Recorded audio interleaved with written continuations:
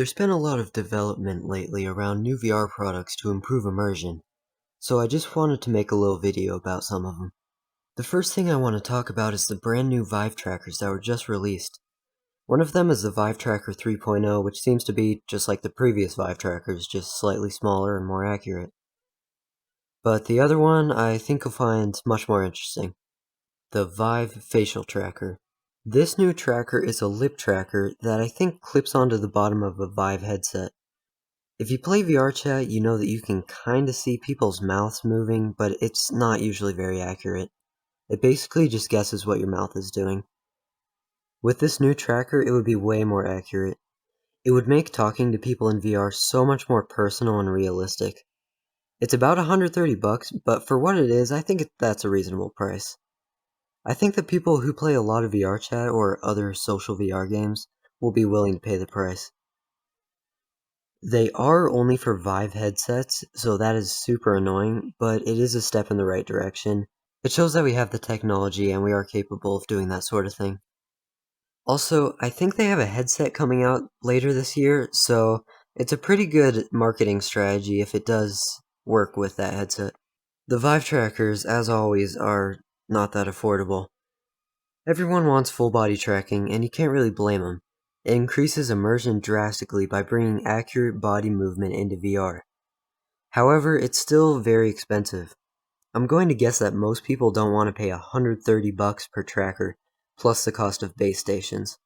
No matter how small or accurate these trackers are, the price is going to block people from experiencing this next level of immersion.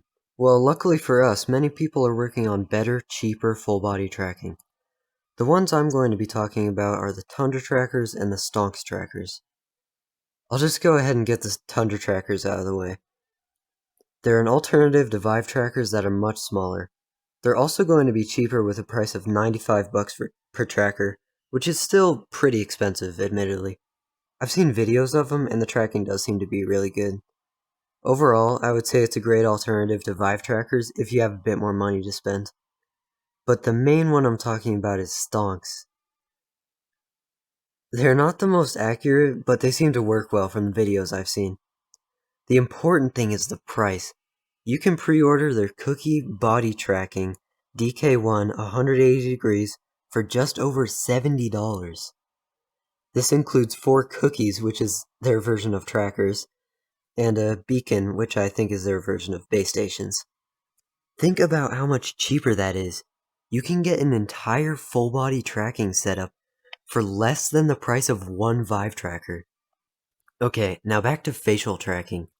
It would be ideal if future headsets had facial tracking built in.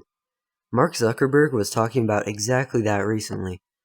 While talking about what the Quest 3 and 4 will look like, he said, "One of the things I'm really excited for future versions is getting eye tracking and face tracking in. Because if you're really excited about social presence, you want to make sure the device has all the sensors to really kind of animate realistic avatars so you can communicate well." A lot of the time I don't really agree with the old Zuck, but this time I have to say that I do. We need facial tracking if social VR is going to get to the next level. I'm excited for what Oculus and Facebook has in store for us in the next few years. So, between cheap full-body tracking, Vive facial tracking, and built-in face tracking in the future from Oculus, I think it's safe to say that social VR and VR in general will be getting a lot better for a lot of people very soon. That's all for today. Leave a like if you like the video and subscribe if you want more. See you next time.